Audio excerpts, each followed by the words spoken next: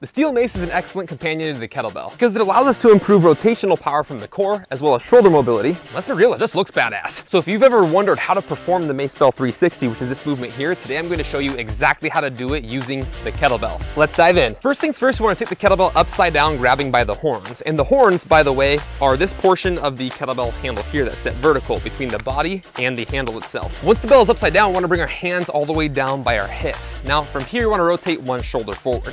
And whatever shoulder rotates forward is going to be the shoulder we bring the bell over the top of first, just like we're dumping out a bucket of water. Now once we're in this position, we're going to slowly rotate forward so our chest is facing forward and both elbows are pointed up towards the sky.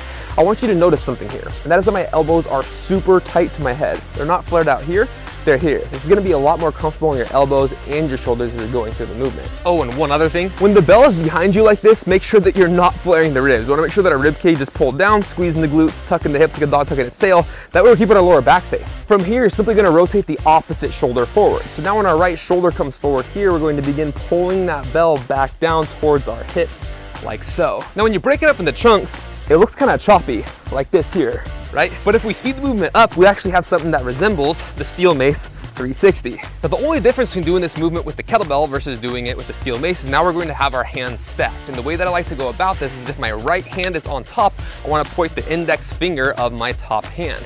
And now what we're going to do is whatever way my index finger is pointing on that top hand, that's going to be the shoulder that rotates forward first.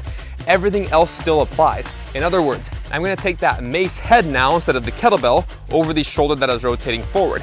As I come behind myself here, I'm going to bring my hands down by the base of my neck. I still rotate the opposite shoulder forward and pull back over the shoulder towards my hips. And now we have ourselves a steel mace 360. Let's try a few at full speed. When you're first learning, I suggest doing something called a stop and go mace 360, which is when we end up bringing our hands down and clearly stopping when we bring our hands down by our hips. As you get more advanced though, we can then go into a non-stop mace 360. So as soon as we come down, you immediately go into the next rep seamlessly. And by simply slowing down the movement first with the kettlebell and breaking up into steps, you now have a clear progression to get towards the full steel mace 360 that is way less overwhelming. The real test of mastery though is actually switching hands on top and making sure you can do it in both directions. So if you found this breakdown helpful and you want to learn more about the steel mace in conjunction with the kettlebell, drop the word mace in the comments below, hit that subscribe button, and I'll see you on the next one.